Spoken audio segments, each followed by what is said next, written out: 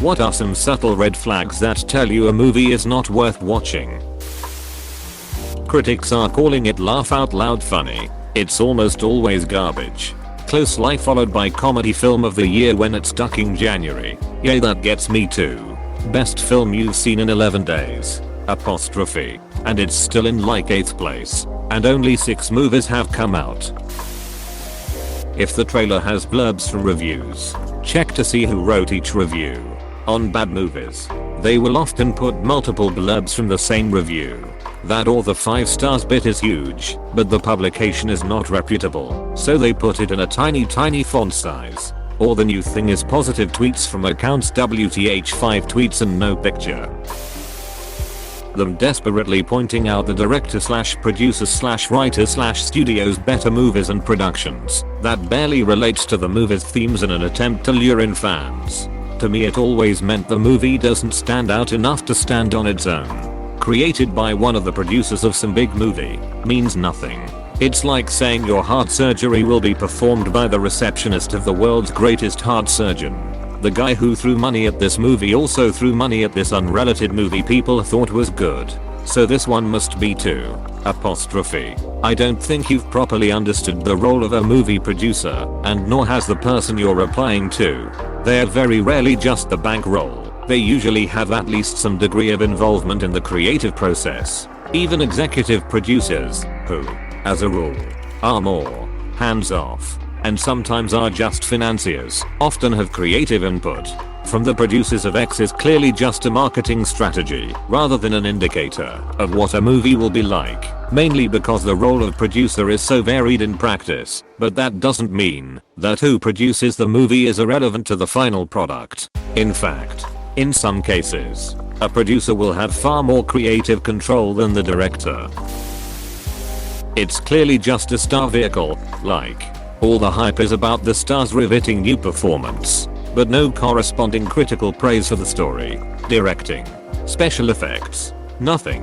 That was my initial thoughts about Knives Out, but I was pleasantly surprised. I love that film so much. It's silly but it knows it, and still has a good storyline to it. It's just such a fun movie. One of the absolute best movies of that year. They push the ads way too hard on TV and Reddit. Let's stay on topic here, and make sure every comment is about Rampart. When a comedy has poop and fart jokes, outdated meme and pop culture references, is if there are already poop and fart jokes in the trailer a meme or something. I've seen this exact phrasing pop up in multiple answers on this thread. When the trailer has shitty carrot HEH jokes at all, it's a bad sign. The trailer is already the highlights from the film. If the trailer is garbage, the movie is garbage. This is huge. In most cases, the more plot the trailer reveals is directly connected to how bad the film is going to be. A movie has a popular song with different lyrics, or a popular song slowed down / rearranged in some other way. I'm getting sick of dead-voiced singers singing covers of popular songs. Any trailer that has it basically tells me they think their movie is more emotional than it is. Agreed. Classic rock song slowed down and sang by a sleepy woman is such a rage inducer in movie trailers. When you feel the preview showed basically the whole movie, the trailer for Cabin Boy was funnier than the movie itself. The funny jokes in the trailer were incredibly unfunny once they were in context. It was a case where the preview really was better than the movie itself. There's an exchange in Amazing Spider-Man, a movie I think is underrated, after Peter climbs into Gwen's bedroom and jokes about the doorman being scary. It's an alright joke.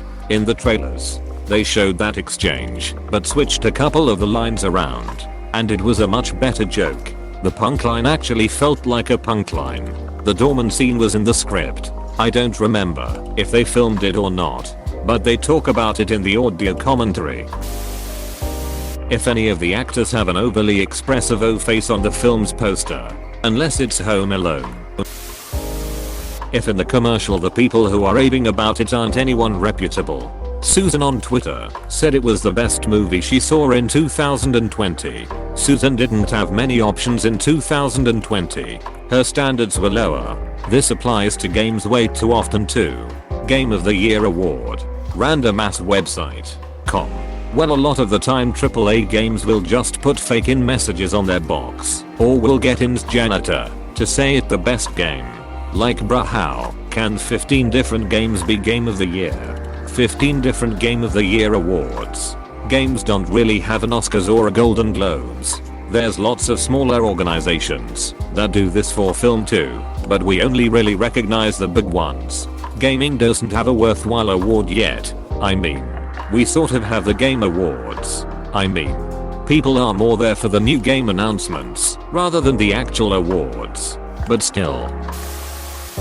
When a comedy has poop and fart jokes, outdated meme and pop culture references, now I'm getting flashbacks to those movies from the 2000s. Those were truly ducking terrible. Except Scary Movie and Date Movie. There were many great trope breaking laughs in Not Another Teen Movie. I really like Not Another Teen Movie. As far as parody movies go, that one's one of my faves. If they don't screen it for critics, you know it's going to be really bad. That's not really subtle though. That's pretty much a big flashing neon sign reading "We know this movie sucks." Apostrophe. You know, I thought about that. But I feel like there really aren't many truly subtle clues that a movie is going to be terrible. So I went with my first thought. Even in this thread all of them are fairly obvious or don't make a ton of sense. Weirdly specific. Random info dump in casual conversations between characters. Especially within the first minute or two. "Hi Sarah, my best friend who hates her parents. How are you? Apostrophe. I'm pretty good, Jane. How goes your job at the paper factory with that hot guy Gavin? Apostrophe. Pretty good. But he plays trombone and you know how much I hate trombone. Apostrophe. Giggle. End scene / Gavin ends up playing trombone so beautifully that Sarah loves her parents again. And Jane gets promoted to senior paper officer and falls in love with hot guy Gavin. Character saying "Hey C's." Apostrophe. Has anyone ever greeted their sibling like this ever? When my brother says it, he usually needs a favor. So yes. Release date. The only movies that go into wide release in January or February are Oscar bait that got limited releases in December in Nice/La to qualify for the Oscars. A romance or to the Friday before Valentine's Day. Crap that the distributors are assuming will bomb that they dump onto the screens in midwinter. Hollywood insiders even refer to the first 2 months of the year as Dumpuary. Every so often a Dumpuary release will succeed. Get Out and Deadpool are recent examples. But by and large it's garbage they're hoping to squeeze something / anything out of. Late March / early April and August / September also tend to be weaker fare. If it was really good, the studios would save them for summer blockbuster season, May to July, or award-winning season, October to mid-December. There are exceptions. But again, they're exceptions. I did not know this. Very interesting. Thanks. If I'm pausing it to start an AskReddit thread to find out if I should like it or not. Wait, you pause the movie to do that? Found the movie projectionist trying to save his audience, I guess. If it's based off of a true event that occurred less than a year prior. In animated movies, whenever the animation is too clean, it's not ugly, but everything is just a little too smooth and a little too bright. Also, if there's ever pop music playing in the background, the music's also always slightly out of date, like 6 months after its heyday. So, basically anything by Illumination. Sing brought me closer to self-harm than anything else I've experienced. I thought I was going to hate Sing, but ended up kind of liking it because I had those low expectations. I love Hall & Oates, but if Make My Dreams Come True is used in the trailer it's likely gonna be trash. Adam Sandler, Drew Barrymore, Rob Schneider, Kevin James, and it's some dipshit drawn out comedy that takes place in the Florida Keys and Adam Sandler is coming off a divorce and his friend Kevin James takes him to his mom's 5-6 mil vacation home in Florida to get away from it all, and he meets Drew Barrymore at a local bar and he helps her escape her evil ex-BF who is played by none other than Wayne Johnson. Any recent popular songs, a narrator speaking over the trailer, a cheesy message about being yourself advertised in the trailer. telling the audience instead of showing them, too much exposition, and so forth. #1 offender, Ferdinand. You should go on Hulu and watch some trailers for any Christmas movies by Miramar. My friend and I were watching them a few weeks back. The trailer will show you all the major plot points and the narrator will then explicitly tell you why this is important. The only title I can remember offhand is The Spirit of Christmas. If you want to see what I mean. Ghost haunts an inn for 2 weeks every Christmas. Career-minded lawyer has to solve his murder to get rid of him so she can sell the place, and they fall in love. Obviously, Spirit of Christmas is up there in my favorite terrible Christmas movies. It's so badly done it's delightful. The emphasis of who's in it over what it's about. I don't care who's in the movie half the time. There's some exceptions to this. There are a few actors who are like the potatoes of the film world, not that exciting on their own, but are super versatile and somehow manage to elevate everything they are in, no matter what it is. How bad a movie is exponentially proportional to how many helicopters are in the trailer, or how awesome, depending on your taste in movies. 6/10 on him.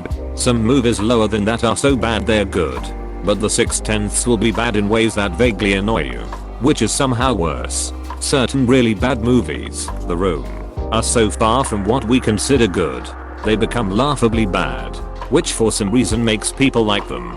Movies that are in the middle fail to meet a person's threshold for a good movie, but aren't bad enough to be laughably bad, so they end up in this weird zone where they don't appeal to either side of the movie spectrum. So bad it's good requires a few things to know. The movie cannot be intentionally bad. There's a difference between cheese and shite filmmaking. There should be a balance of actors who believe in the project and some who already know it is garbage. It needs to make as little sense as possible, and the plot should not be aware that it is making no sense. As soon as you bring in more awareness, it becomes satirical, and a badly made satire is worse than almost anything else. If you can see the actors watching the other actors' mouths waiting for their turn to speak. In particularly shitty movies you can see actors moving their mouths slightly, saying the other people's line. Yes, on a related note, also the way actors clearly wait for their turn to do something. Fight scenes. General timing of occurrences or conversations. It seems like a reason we think many movies are bad, because we sense the issues of the acting, but can't really consciously pinpoint what's bad. When I realize that's why I really love actual fantastic movies. I was impressed by both the movie creators and minor 1A movie analyzer. When a character is supposed to be cut off and interrupted by another character, but it's painfully obvious that the actor doing the interrupting waited for the first one to finish their half sentence before speaking, waited for them to finish their half word. From the makers of apostrophe, dude, if the film cannot stand on its own without pointing out who made the film, sign me the F out. Even worse if the makers of only include like the sound designers of, or the makeup artist of, from the director of a movie he made 15 years ago, apostrophe. Super dark and 1-second clips with loud noises. Horror movies that rely on jump scares in the trailers ruining them in the actual movie. Supposed to invoke great fear, but it's rated PG-13. Agree with you except for that last part. Great horror doesn't have to be a gore fest or have gratuitous nudity. Take The Twilight Zone for example. Made in the Hays Code era, but still managed to produce some of the most terrifying episodes of television. /Sony Pictures Presents. /Adam Sandler. Based on a video game. Adam Sandler is the rapper.